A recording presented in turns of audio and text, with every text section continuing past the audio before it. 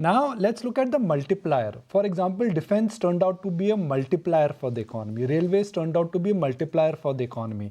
Where do you think the big multiplier effect of 50,000 crore or 1 lakh crore will get created in 5 years? Look, I have shared with you earlier on your channel that one has been told by very, very senior finance ministry officials last year after the pre-budget discussions that they have a confidential document in the finance ministry that 1 rupee spent on infrastructure leads to 3 rupees of GDP. And 1 rupee spent on direct benefit transfer, DBT, results in 90 paisa of GDP. So at a broad macro level, it is very clear what is the right strategy to galvanize the GDP and prime the economy. 1 rupee on infra spends leads to 3 rupees of GDP. Now, remember, 3 rupees is an average. So maybe I'm just hypothesizing. It might lead to a 1 or 2 multiplier on manufacturing of people who make goods and services for infrastructure, and construction sector is well known to have multiples of upwards of 5 to 6. So the average is 3. So the implications of a high allocation to infra is very, very clear. There's no debate on that.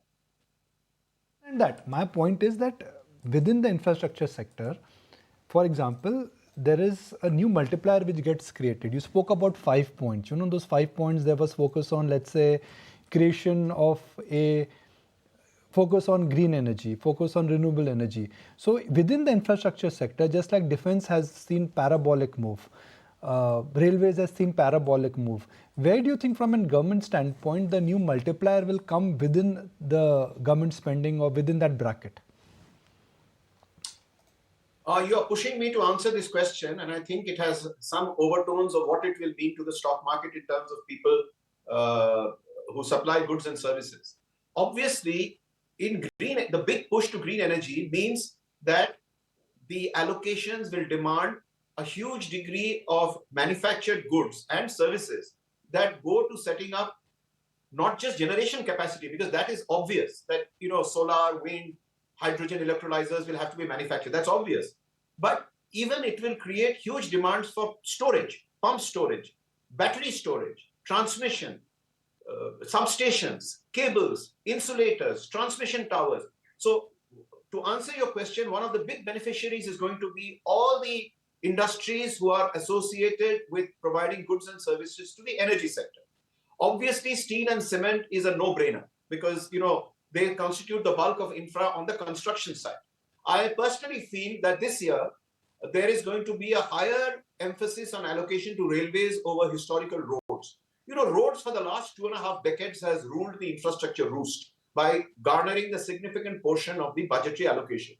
Roads have now reached a level of maturity. And I think the signals are coming through pretty clearly that railways might just overtake road in terms of allocations. Now, that has very serious positive implications for people who are involved in supplies of goods and services to the railway establishment.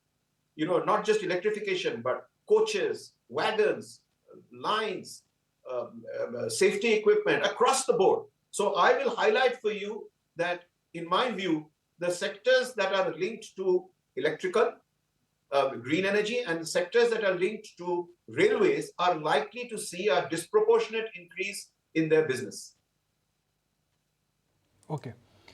But if one has to look at the entire focus on the infrastructure sector, can I say that 4 to 5 years at least, this entire government spending and driving the economy through infrastructure spending, that trend will continue? It will, unless we are pleasantly surprised with a surge of private sector investment. But as of now, the interest seems to be really restricted to InvITs and other measures that monetize existing investments. Brownfield assets are monetized. That seems to be the private sector, large private sector appetite. So you are right in your assessment that in the next 5 years, public expenditure of a level of close to targeting 8% of GDP will continue to be the pump primer of the economy, with specific high benefits to specific sectors, as was just discussed. Thanks, Mr. Chatterjee, for making time and speaking with us. If you like this video, then like, share and subscribe to ET Now.